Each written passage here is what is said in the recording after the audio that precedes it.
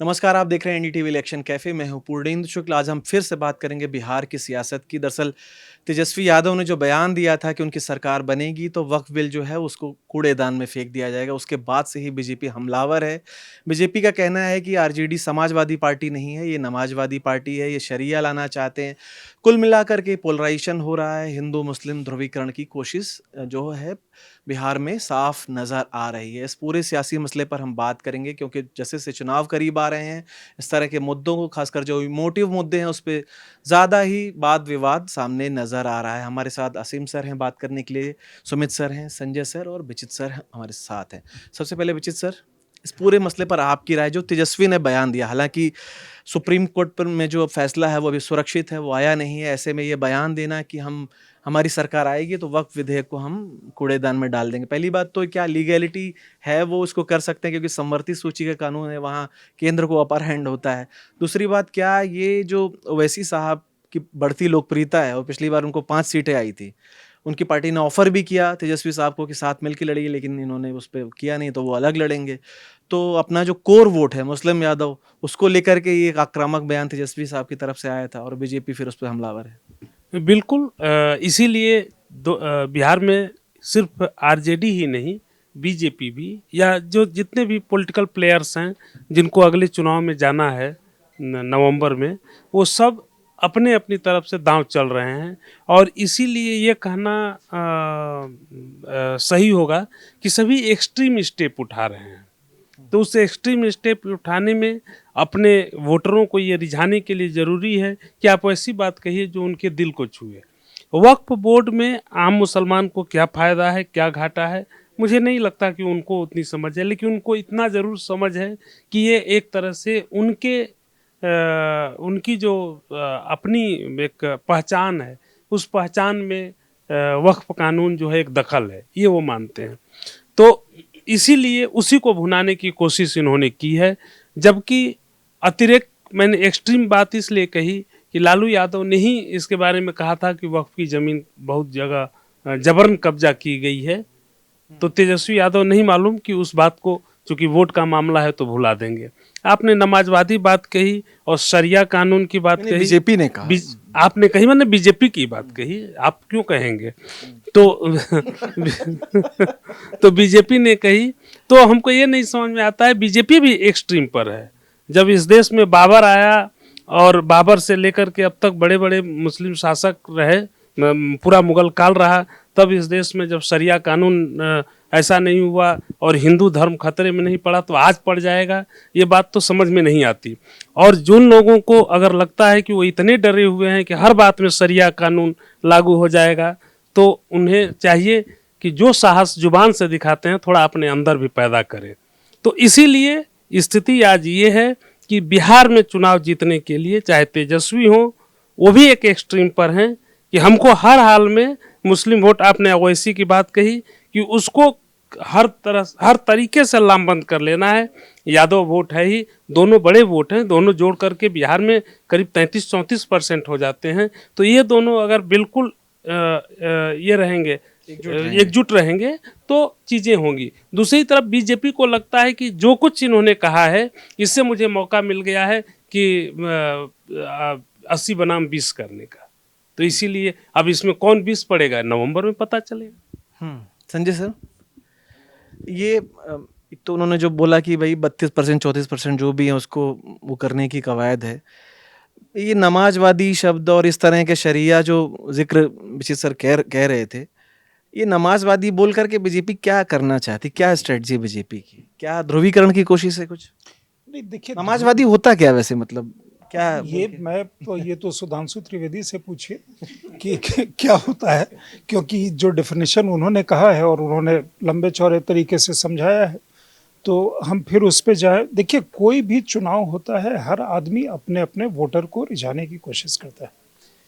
बाकी आपने जो उनसे सवाल पूछा था, क्यों ऐसा कल का जो भी प्रकरण हुआ पटना में वक्फ के नाम पे या कूड़ेदान में, तो राहुल जी, लालू जी को जो बचाने वाला एक कानून आने वाला था, उसको भी राहुल जी ने कूड़ेदान में फेंक दिया था। तो नुकसान किसका हुआ? लालू जी का ही हुआ ना, और फिर बाद में राहुल जी का। मैं आपको एक छोटा सा तो अगर थोड़ा समय देंगे, एक संस्मरण आपको बताना चाहता हूँ। 2005 में जब चुनाव हो रहा था बिहार का, तो लालू जी के 15 साल हो चुके थे। मैं दरभंगा के उस समय में ये लैपटॉप के साथ और वो सुविधाएं नहीं होती थी, तो हम एक साइबर कैफ़े में फाइल कर रहे थे और देर रात हो गया था। और वो साइबर कैफ़े दरभंगा में आपको पता है कि एक अच्छी आबादी मुस्लिम की है, तो लगभग लोगों को लग रहा था जो साइबर कैफ़े चला रहे थे कि खाली हो चुका है। तो उनके मित्र भी कुछ लोग आ गए थे और गहन चर्चा इस पे थी कि वोट किसको देना है। उसमें जो फिर मैं बैठा हुआ काम करते हुए थोड़ा स्लो होकर के फिर मैं सुनने लगा। एक चर्चा ये थी कि कितने साल हमको डराओगे। उसमें मतलब वो जो आवाज़ आ रही थी, 7-8 लोग आ रहे थे, भाजपा से कितने साल डराओगे। और फिर मैंने अपने बिहार की भाषा में जो भी शब्द जो भी होते हैं वो कह करके उन्होंने कहा कि हमको चलने के लिए सड़क नहीं है, बाकी बच्चा को कुछ नहीं है, बाकी कुछ नहीं है, रोजगार नहीं हो रहा है, बाकी देखो जो बाहर जा रहा है वो सब कुछ कमा ले रहा है, हम लोग क्या कर रहे हैं। तो ये डर के मारे हम वोट नहीं देंगे, लालू जी को ही वोट करना है, जाओ क्या करेंगे, नहीं वोट देंगे, उसको नहीं वोट देंगे तो हम वोट देने जाएंगे नहीं। ये जो प्रश्न है ना, कि मान लीजिए कि वो वोटर अग्रेसिव वोटिंग नहीं करता है, पैसिव थोड़ा हो जाता है। कि मान लीजिए मुस्लिम समुदाय का जो वोट है वो नॉर्मली बहुत सारे जगह पे आप देखेंगे 80% तक की पोलिंग होती है, कहीं ज़्यादा भी या 70 के ऊपर तो होता है। तो वो अगर पैसिव हो गया तो वो वोटिंग परसेंटेज बाकी जो एवरेज है उसके आसपास या उससे नीचे आ जाएगा, तो आपका सपोर्ट होते हुए भी आप नुकसान खा जाएंगे। तो ये जो चीज़ें होती हैं वो जो अग्रेशन है या उसके खिलाफ जो आक्रोश है उसको पैदा करने के लिए होती है। सेम वे ये नमाजवादी कहने से आपका क्या होता है कि वो एक पोलराइजेशन वाली आपने स्वयं वो उस चीज़ को जवाब दे दिया। अब बच जाता है विज़न की बात, क्योंकि आप जो ये ओवैसी साहब का जिक्र कर रहे थे, ओवैसी साहब का एक लंबा चौड़ा स्टेटमेंट आया कि भाई हम तो चाहते हैं कि हमारे साथ वो करो। और दूसरा एक प्लेयर और भी आ गए हैं, प्रशांत किशोर, वो भी मुस्लिम की बात कर रहे हैं। तो अगर मान लीजिए छोटा परसेंटेज उधर जाता है और आप एक्स्ट्रा वोटर को लुभाने के लिए कोशिश में कामयाब अगर नहीं होते हैं, क्योंकि उसी मन से वो ये भी कह रहे हैं कि तुम्हारा वोट का अधिकार छीना जाएगा, गरीब का अधिकार छीना जाएगा, स्वतंत्रता संग्राम पे चले गए हैं, फिर वो जो कहा जाता है ये देश किसी के बाप का नहीं है, वो तमाम वो। लेकिन नीचे जो आप लोगों का रिएक्शन देखेंगे वो बहुत इंटरेस्टिंग है, वो काफ़ी उत्साह और काफ़ी आक्रोश का है जो क्राउड का वहाँ पे जो है। और उसमें वो कह भी रहे हैं कि मतलब एक आवाज़ पे ये इतने लोग आ गए हैं। तो ये परिस्थितियाँ का एक निर्माण हो रहा है जिसमें कि ऑब्वियसली मतलब अभी तो ये शुरुआत है, आगे आगे मतलब आपके सामने बहुत सारे इस तरह फिर से आएंगे, अभी थोड़ा वक्त जो है। सुमित सर, ये जो कूड़ेदान में फेंक देंगे वो बात हुई, उसके पहले भी जो इलेक्शन कमीशन का रिव्यू उसको लेकर भी विवाद हो रहा है कि विपक्ष का आरोप है कि ये साजिश है जो लेजिटिमेट वोटर्स हैं उनको हटाने की। एक तरह का उसमें ये भी है कि मुसलमान जो वोटर हैं उनको अवैध बताने पे भी इस तरह की भी चीज़ें कुछ कुछ बयान आते हैं। एक तो जैसे उन्होंने कहा कि जनसुराज या ओवैसी साहब खतरा बन के उभर रहे हैं, तो ये जो आक्रामक तेजस्वी साहब की तरफ से बयान आया है कि कूड़ेदान में फेंक देंगे, ममता जी का भी पहले आया था, वो कोर वोट बैंक को एकजुट रखने की कोशिश है। और एक जो बात कई बार बाबा और उन्होंने भी कही है कि बिहार में ये ध्रुवीकरण उतना नहीं चलता, तो लेकिन बीजेपी का तो जो शब्दकोश अगर पकड़ेंगे नमाजवादी शरिया, वो तो ध्रुवीकरण की ही कोशिश माना जाए। ऐसा लग रहा है कि अब बिहार का चुनाव हिंदू मुसलमान के नाम पर ही होगा। कम से कम वक्फ बिल को लेकर जिस तरह का रैली संडे को हुई पटना में गांधी मैदान पे, उसके बाद जो समाजवाद और नमाजवाद का नारा बीजेपी ने कहा। सुधांशु जी की मैं प्रेस कॉन्फ्रेंस सुन रहा था, उन्होंने पहली बार जब कहा नमाजवाद का नाम तो कहा कि व्हाट्सएप पे ऐसा कहा जाता है नमाजवादी लोग हैं, और फिर उस अगली प्रेस कॉन्फ्रेंस की करीब 35-40 मिनट में 6 बार उन्होंने खुद अपने मुंह से नमाजवाद नमाजवाद नमाजवाद कहा। तो बीजेपी इस नैरेटिव को चलाना चाहती तो क्लियर हो गया था। उस प्रेस कॉन्फ्रेंस को कोई भी बच्चा देखेगा तो समझ जाएगा, उसमें कोई रॉकेट साइंस नहीं है। पर मेरा ये कहना है कि मामला जब संसद से पास हो गया है, सुप्रीम कोर्ट में मामला चला गया है, सुप्रीम कोर्ट में हियरिंग पे आने वाला है, गर्मी की छुट्टियों के तुरंत बाद आएगा। अभी तो फैसला सुरक्षित है, फैसला आएगा अब तो। हाँ, वही तो फैसला आएगा, वही तो ना, मामला सुप्रीम कोर्ट में है।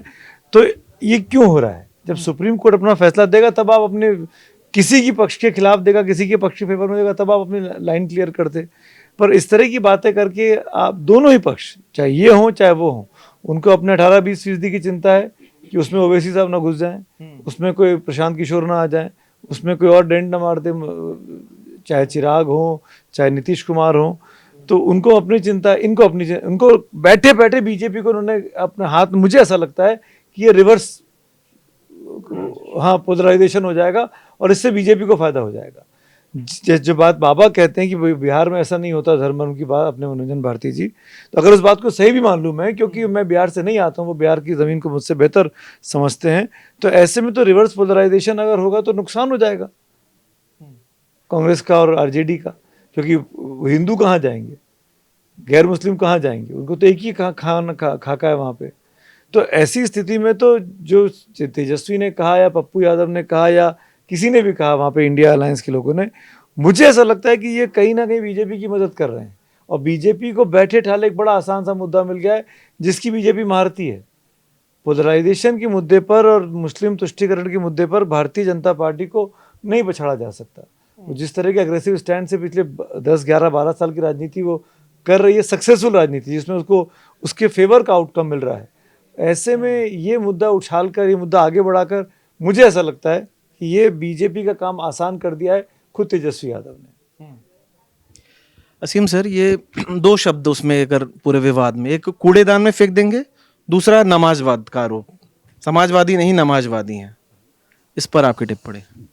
देखिए, वो तो एक पॉलिटिकल स्टेटमेंट है तेजस्वी यादव का, क्योंकि आदमी इलेक्शन कैंपेन में प्रॉमिस तो चांदी करता है ना, कि मैं तो ये सब कुछ कर दूंगा आपके लिए, है ना। वो बाद में क्या कर सकता है क्या नहीं कर सकता वो अलग बात है। तो वही उन्होंने कह दिया कि पार्लियामेंट का बनाया हुआ कानून है, ऐसे तो खैर कूड़े में नहीं फेंक पाएंगे, लेकिन कैंपेन में तो ये कहेंगे ही। और जहाँ तक ये नमाजवाद और ये है, ये सब यूपी में भी ये भाषा चलती रहती है। वो अखिलेश के लिए वहाँ पर यूज़ करते हैं बीजेपी नेता सब, तो वो पुरानी भाषा है, वो भी कैंपेन की जो है वो तुष्टीकरण की भाषा है, जो वो रिवर्स पोलराइजेशन करने की जो बीजेपी ने, अब इंटरेस्टिंग क्या है ना बिहार में देखने का, जैसे जो बाबा की जिक्र हो रहा था कि बिहार में ये सब चीज़ें चलती नहीं है ज़्यादा, तो ये चुनाव जो है ना उस चीज़ का टेस्ट होगा। 15 में कोशिश हुई थी कि हाँ, पाकिस्तान में वो बजे पटाखे फूटेंगे, हाँ, और कि वो पाकिस्तान में पटाखे फूटेंगे, अमित शाह ने जो होगा। स्टेटमेंट दिया था, तो वो अब ये कितना इस बार काम करेगा, वो ये चुनाव टेस्ट है, क्योंकि अब तक एक तरह से बीजेपी भी जो है वो चुनाव नीतीश के बैक पर ही लड़ती आई है बिहार में।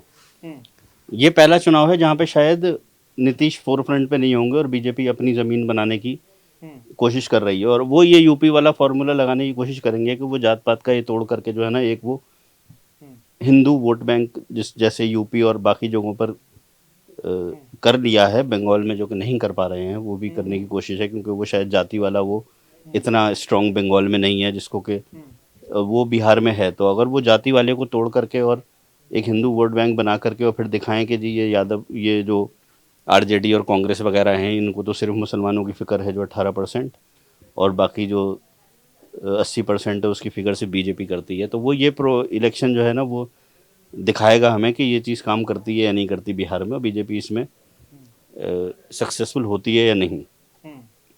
और जहाँ तक सर ने बड़ा इंटरेस्टिंग जो किस्सा सुनाया, वो एक लेवल पर बहुत सही है कि हाँ, आप किसी के कब तक किसी के जो है ना पीछे ब्लाइंडली चलते रहोगे कि भाई इन्हीं वो करेंगे। लेकिन उसमें इंटरेस्टिंग ये है कि अब उसी का रिएक्शन हमें दिखा कि मुसलमान काफ़ी जो है ना नीतीश को जेडीयू के साथ में जुड़े और वहाँ पे वोट भी उनको मिल रहा था। 2010 के चुनाव में तो ठीक ठाक 2010 में 2010 में 10 में तो अराउंड 20% के अराउंड मुसलमान वोट मिला। और वो क्या है ना कि वो जेडीयू ने भी जो है वो उतना इंक्लूजन दिखाया, उन्होंने टिकट भी दिए, कैंडिडेट भी उतारे। अभी उसमें बड़ी प्रॉब्लम ये आती है कि बीजेपी इंक्लूड करने को तैयार है, क्योंकि उसमें प्रॉब्लम यह है कि बीजेपी का तो फायदा उसी में है कि मुसलमानों से दूर रहे पॉलिटिकली, तभी तो वो उसका डर दिखा करके जो है वो 80-20 कर पाएंगे, और वो साथ में मिला लेंगे तो फिर तो ये प्लान ही खत्म हो गया पूरा। तो अब ये इंटरेस्टिंग है कि वो बीजेपी अपने आप चाहती है कि नहीं चाहती, वो कहने को कुछ भी कहें, लेकिन बीजेपी का तो बिहार में शहनवाज हुसैन बड़े मुस्लिम फेस हैं। कहाँ, तो जब आज की बीजेपी की बात कर रहे हैं, वो मंत्री बन के रह चुके, आज कहाँ पर हैं? 20 में भी मंत्री बनाए गए थे बिहार सरकार में। तो कोई चुनाव लड़ता है आज की डेट में, ना कोई जीतता है। खैर जब चुनाव नहीं लड़ा तो जीतेगा भी क्या, ना किसी को टिकट मिलते हैं। तो वो मैं सर से ये विचार जानना चाहूँगा कि क्या वो बीजेपी की तरफ से ये पहल दिखेगी, वरना मेरा मानना यह है कि वो बीजेपी के लिए पॉलिटिकल सुसाइड होगा जिस दिन मुसलमान उसके साथ आ गया। ये बड़ा अच्छा सवाल पूछा आपने। एक उन्होंने जो सवाल पूछा और उसके पहले एक बड़ा इंटरेस्टिंग सा मंथन हुआ जो सुमित ने कहा और उसके बाद वो कह रहे थे, तो आपने अमित शाह के 2015 के बयान की याद दिलाई। 2015 का जब चुनाव हो रहा था, जो सुमित ने कहा कि रिवर्स पोलराइजेशन और उनके फील्ड में आकर के आप खेल रहे हैं, मैं आपको दूसरा एक वाकया याद दिलाता हूँ। 2015 का जो चुनाव था वो लालू यादव और नीतीश कुमार के सलाहकार और उसके रूप में प्रशांत किशोर वो चुनाव लड़वा रहे थे, जो उनके रणनीतिकार थे। और प्रशांत किशोर का कंसिस्टेंट दोनों नेताओं के पास यही कहना था, खासकर लालू जी के पास, कि आप कोई भी ऐसा शब्द का इस्तेमाल नहीं करेंगे, कोई भी मतलब न एम वर्ड, न सेकुलर वर्ड, न संप्रदाय वर्ड, ये किसी भी शब्द का इस्तेमाल नहीं करेंगे। और उन्होंने नहीं किया। उन्होंने पकड़ा क्या, एक डीएनए वाली बात, डीएनए समझ का रहे? सैंपल एक भेज रहे थे। डीएनए वाली बात उन्होंने पकड़ी, उसको और पकड़ा। दूसरा आरक्षण वाली जो है वो आरक्षण वाला जो ये हुआ, भगत साहब की। और मतलब वो अमित शाह जी ने जो कहा वो मतलब अब सब इतिहास का पार्ट है। तो उसमें कहीं ऐसी बात, वो कंसिस्टेंट प्रयास था और काफी सघन प्रयास था, और उस प्रयास में वो सफल हुए। और बाकी जो कॉम्बिनेशन है वो कॉम्बिनेशन, तो वो कहीं से पोलराइजेशन नहीं हुआ, उसमें बाकी जातियों का हो गया, फिर ये कास्ट वाला हो गया, फिर मोहन भागवत का एक उस समय में बयान आया, और जिसको अलग तरह से जो भी है मतलब उस पर खैर रिजल्ट अब हो ही गया। उस समय बहुत मंथन हो गया, तो अब क्या मंथन करेंगे।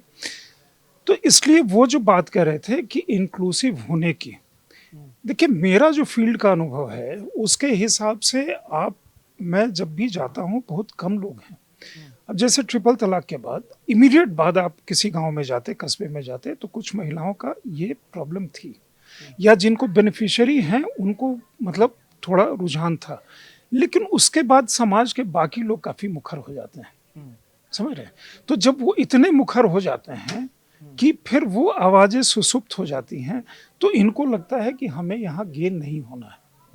तो अगर फिर हमें गेन नहीं होना है तो ठीक है, फिर समाजवादी क्या मतलब वो नमाजवादी अगर हम कह दें तो हमें क्या प्रॉब्लम है, ठीक है। क्योंकि आप एक तरह का पोलराइजेशन कर रहे हैं और दूसरे तरह का फिर हम वो कर रहे हैं। परिवारवाद से भी काम नहीं चल रहा है, ठीक है। तो आप जब वो संस्थान का नाम मैं भूल गया जिसने वो ऑर्गेनाइज किया था, और क्राउड का सही में अगर आप जोश देखेंगे तो वो ये इंडिकेट कर रहा है, जैसे लालू जी का सबसे बड़ी यूएसपी क्या थी कि उन्होंने एल.के. आडवाणी जी को अरेस्ट किया था रथ यात्रा में। अब मुलायम सिंह के साथ मुसलमान क्यों आए, क्योंकि उन्होंने गोली चलवाई थी, या मतलब बाकी चीज़ें हुई थी। उसके बाद उन्होंने काफ़ी रिप्रेजेंटेशन भी दिया। कोई इमोटिव इशू बांधता है, ये जो बेनिफिशियरी हैं, बाकी सब चीज़ें हैं, वो चीज़ें अपनी जगह पे हैं। लेकिन अंत में जब चुनाव जो पलटती है, अगर चुनाव अगर ठीक चल रहा है तो आपको डेवलपमेंट पे मिलेगा, बाकी मुद्दों पे मिलेगा, भविष्य की उस पे मिलेगा। लेकिन अगर पलटना है चुनाव तो फिर आपको इमोटिव इशू चाहिए। बचित सर, ये मैं उसी बात को आगे कि बिहार में जाति के नाम पर धर्म का नहीं चलता। हाँ, मतलब बिहार में यूपी मॉडल नहीं चलता, नहीं, ये जो बार बार बोला जाता है। उसकी एक बड़ी वजह है कि देखिए बिहार में लालू यादव जब आए तो लालू यादव किसकी जमीन पर उभरे थे? जमीन तो कांग्रेस की थी। कांग्रेस भी कम्युनल राजनीति की पार्टी नहीं थी, कम्युनल राजनीति करती थी। भागलपुर दंगा उसका सबसे बड़ा उदाहरण है, और भी दंगे हैं। उत्तर प्रदेश में हाशिमपुरा का दंगा है, तमाम चीज़ें हैं। लेकिन कम से कम जुबान से तो सेकुलर ही खुद को कहती थी।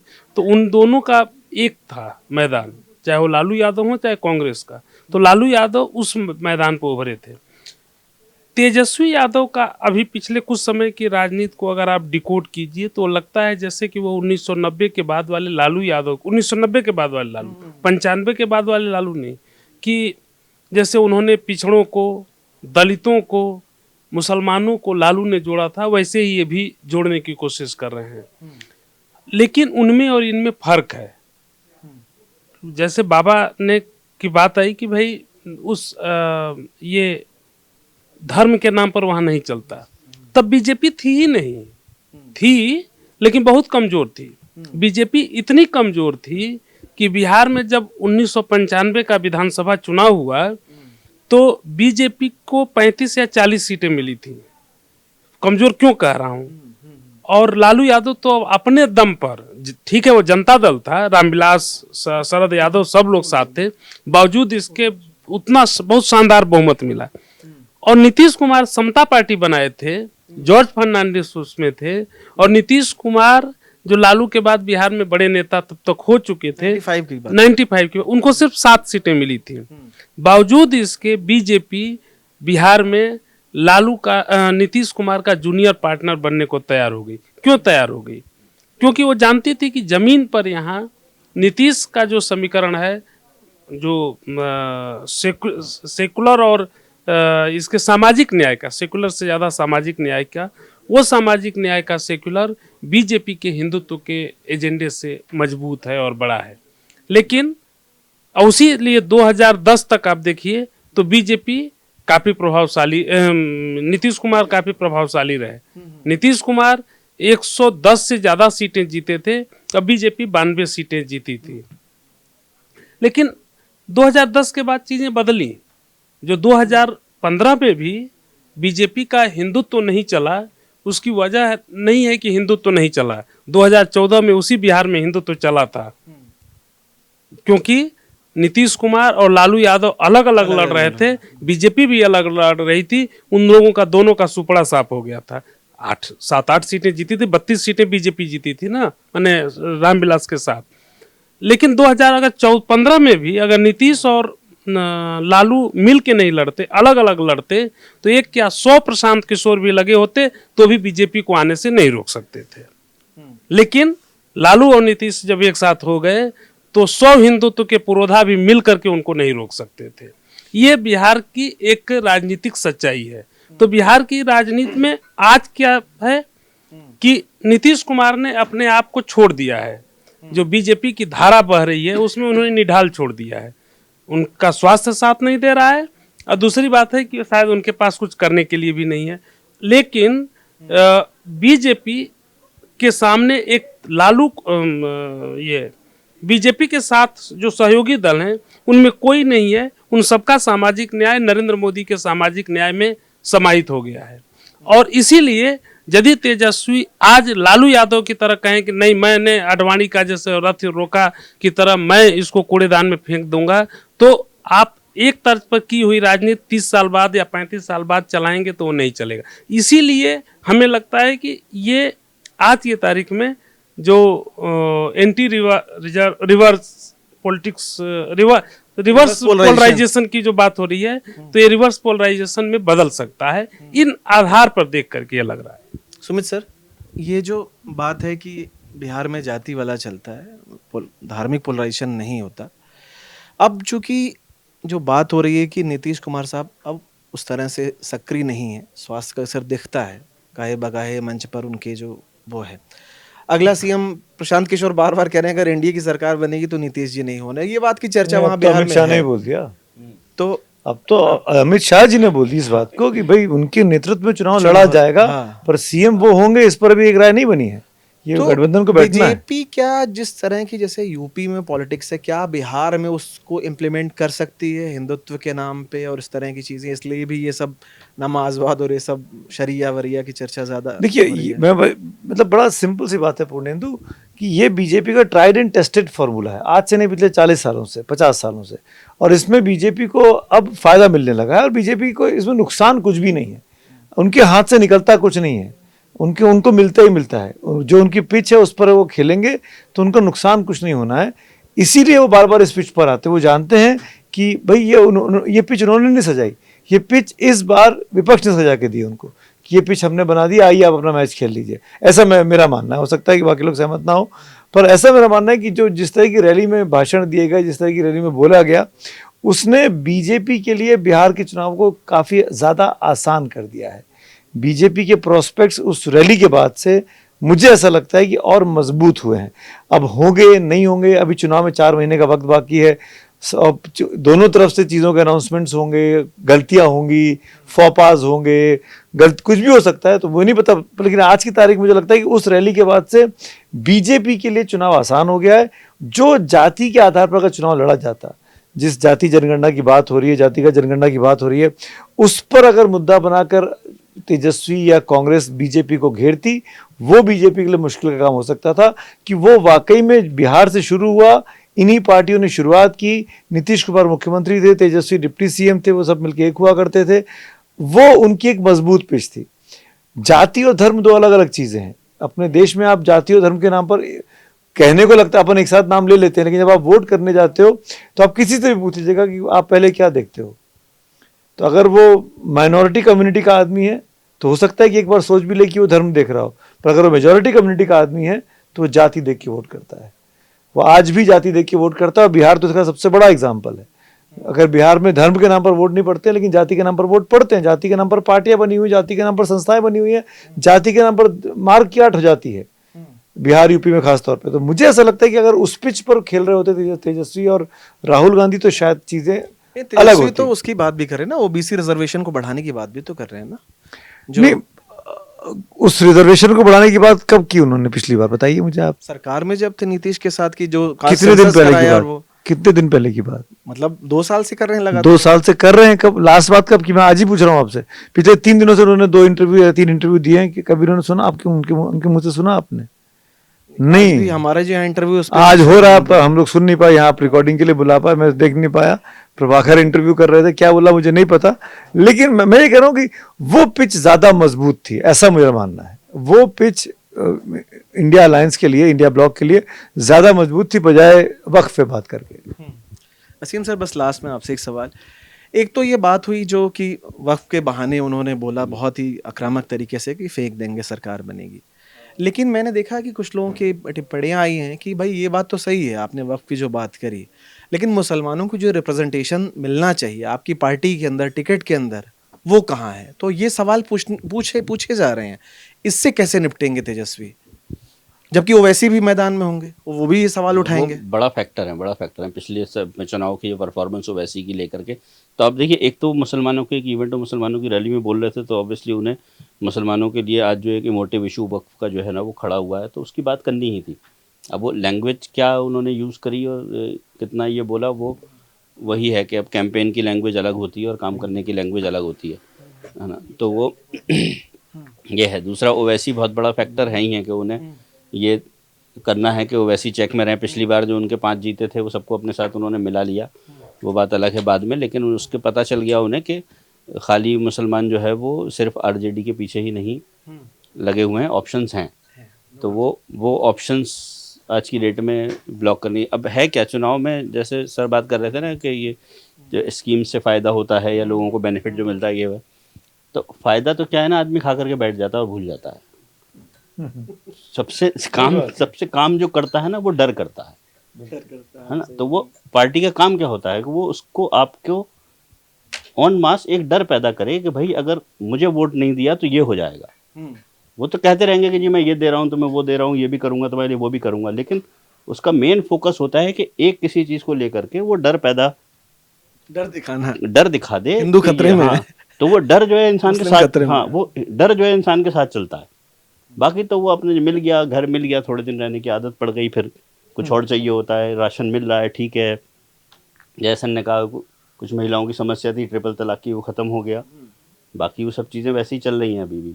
लेकिन तो अब बीजेपी का लेकिन कमाल ये है कि वो 80 को 20 से डरा देती है।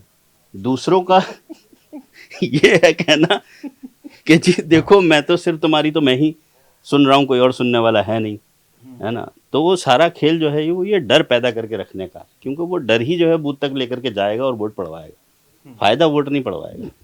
तो आज की चर्चा में इतना ही। देखते हैं कि चुनाव में जाति का मुद्दा ज़्यादा हावी रहता है या फिर धर्म का और पोलराइजेशन का।